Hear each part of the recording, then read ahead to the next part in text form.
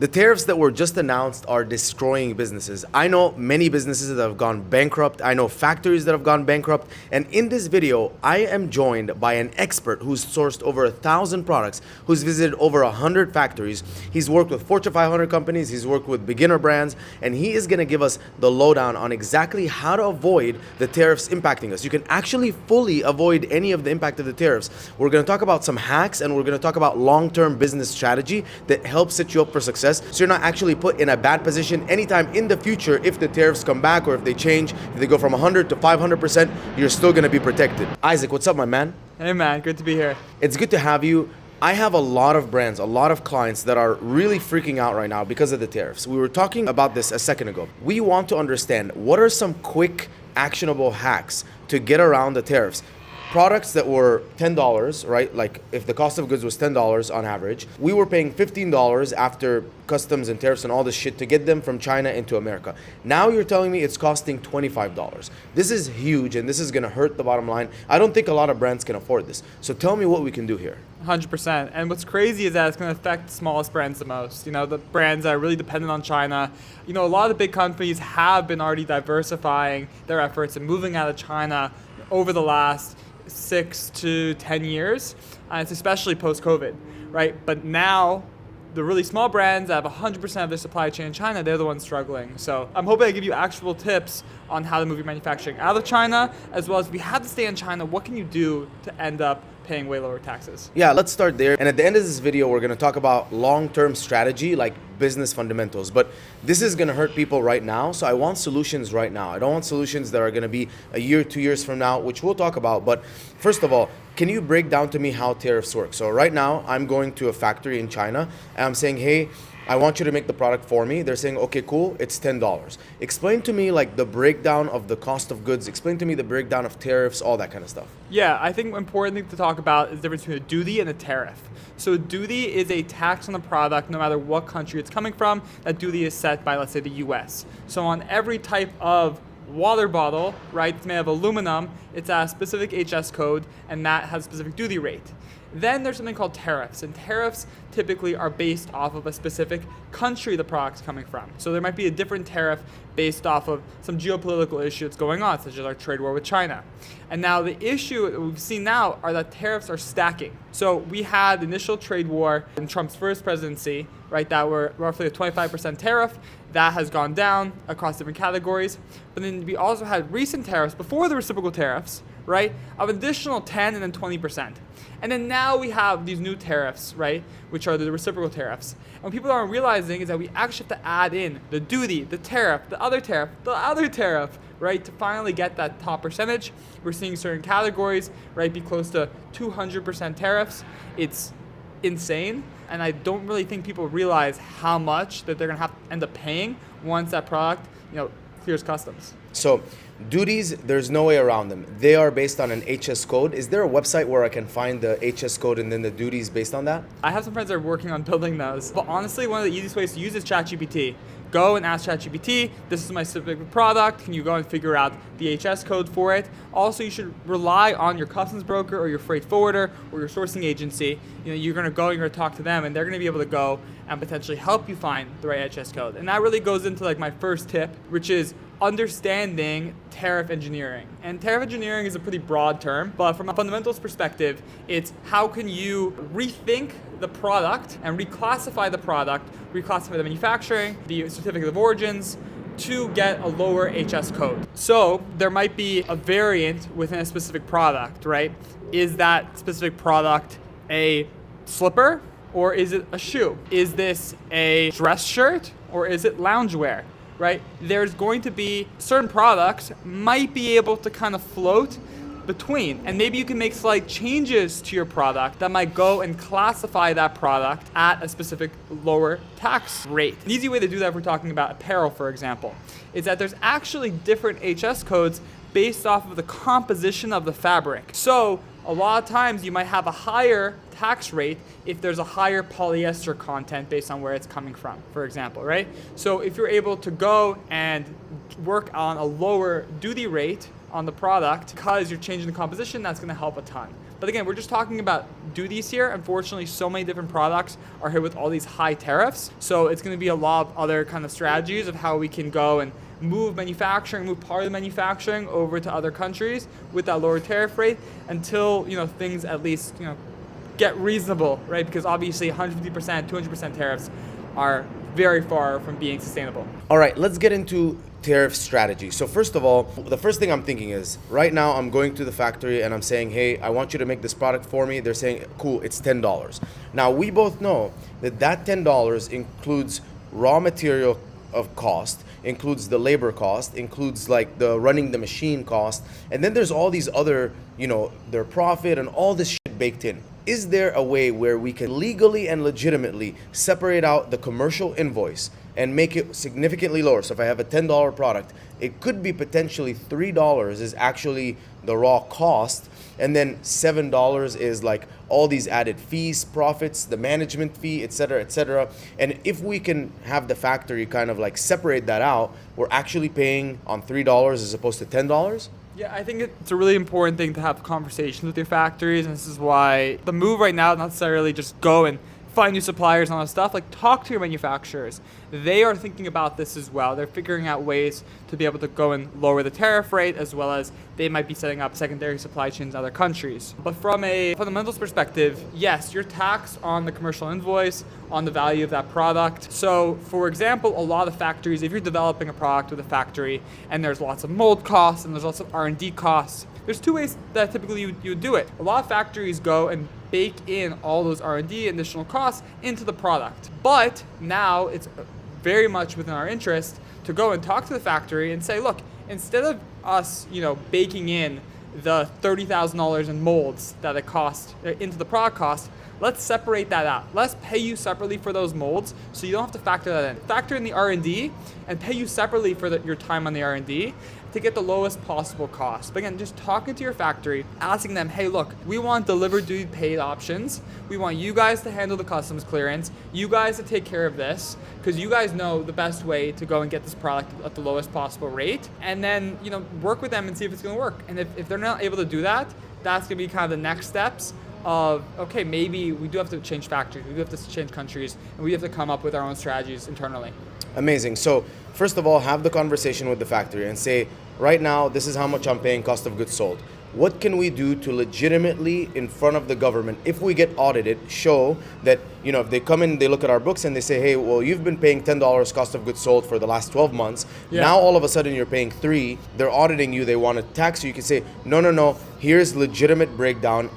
Every single invoice, every single purchase order, this is how much each of the costs were broken out. And when we took out the actual cost of the product and we paid the services separately, which is completely legitimate, in that instance, we're now getting a significantly lower amount of tariffs overall added to our cost of goods sold when it arrives to America. The other thing is DDP, which is basically let them figure it out, because obviously it's in their best interest to keep your business. If they're not trying to be strategic about it, you can start having conversations with other factories in China. And then I would say, obviously, you mentioned this and we'll talk about this a little bit more at the end, is start looking for factories in favorable countries. Like, in my opinion, I think Latin America is definitely favorable. I know that the Trump administration has a lot of interest in bringing manufacturing to the Americas for political reasons. It's a lot more stable. So those are kind of options. What else options do you have? Yeah, and just one quick note, like at the end of the day, go and talk to a customs lawyer and go and try to figure out the best route. Dropping from a $10 price point to a $3 price point is going to raise red flags, right? But there are ways that you potentially reduce maybe by 20% or 30% of your COGS. Now, as for talking about going into other ways to mitigate these tariffs, I think an important part is understanding what product transformation is. So your HS code is based off of a specific product, how it's created, because a product is a lot of components, right? And the components are then put together. The components each have their own HS codes. When the product is then transformed into a new product, transformed into new HS code, when that happens, a certificate of origin is then applied to that product. And then that certificate of origin, wherever it says that it's from, that is where you pay the taxes for, right? That is the made in. So understanding at what point does my product go through the transformation process? If I'm making this shirt, until I go, when it's just finished linen, and until I go through the final process of going and putting the buttons in and cut and sewing it, right? That goes through the transformation of going from linen to a finished product. And at that point, right, if we do that final product or that final transformation somewhere, let's say in Egypt, but we did all the other prep in China, we're going to end up classifying as made in Egypt. It's going to flow in at a 10% rate instead of a 150% rate. Amazing. And so, yeah, another example, like I have a supplement brand, Electrolytes, MMA Nutrition. So if we pre-mix the powder in China, if we get the containers unlabeled in China, if we get, the labels printed in China, those are 3 separate products. They all get shipped to, let's say, Mexico in a factory there. And then there, someone's labeling them, putting the powder and sealing them.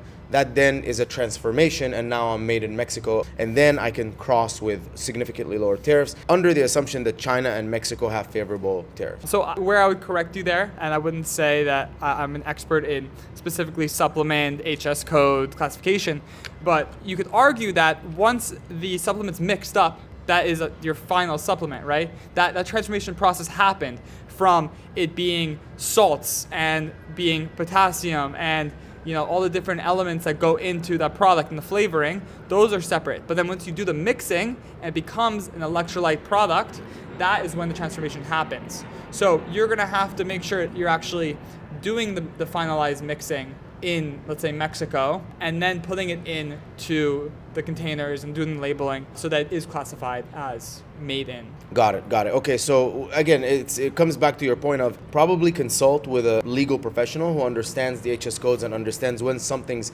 certificate of origin changes, just so we're on the same page. And if you ever get audited, because you want to be doing everything by the book, if you ever get audited, you're fine. We've covered a bunch of tariff strategies. So number 1, DDP, let them figure it out. Number 2, go talk to the factory, see if they can reduce the cost. You made a good point. You could probably go from like it's a $10 cost of goods to a $7 to a $5, and then maybe even lower if you say, hey, I was putting in 1,000 unit invoices or 3,000 unit invoices.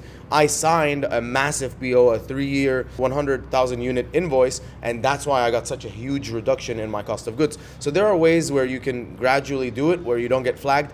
Obviously, customs and tariffs, control, whatever, they're monitoring this shit because they're expecting everyone to start committing fraud because that's their businesses, and that's when they're going to catch a lot of people and make a lot of money. So as long as you're doing whatever you can legitimately, or as long as you try your best to send things and get them manufactured in different countries, you're going to have a lot more success. So let's talk about moving manufacturing. So you're a sourcing expert. You've sourced in many countries, many factories.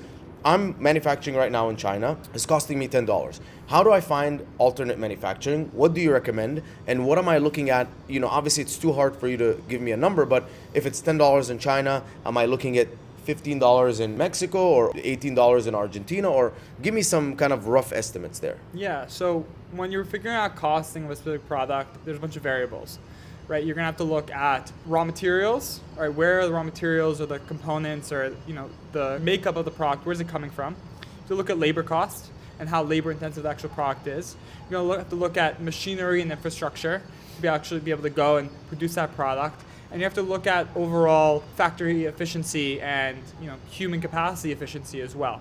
China is incredibly efficient within their production, and the infrastructure from a raw material standpoint, from a component standpoint, is incredibly dialed. That's why when people talk about Chinese manufacturing, every city has a different expertise, right? And you might say, go to Shenzhen for electronics, right? Because they have all the infrastructure built around it. So the whole thing now, right, is going and trying to move products to these other countries is, do you have everything that you need within that country for it to be economical for you to be able to make it? And that's why when you see a lot of manufacturing move to other countries, it tends to be at a much higher scale. So because what happens is you're gonna have to potentially order still all the raw materials, all the products, everything that makes up your product from China, ship it to that other country, train the staff, bring all the equipment, right? And that's not gonna make it work for 100-piece runs, right? No factory is gonna go and set up in Cambodia and order all the raw materials and go through a 90-day process for 100 pieces. I think that's a big misconception moving overseas. I've been to Cambodia, spent a month in Cambodia visiting factories. I've been to almost every manufacturing country. This was right after COVID because I saw this as like the future of something's gonna happen in China,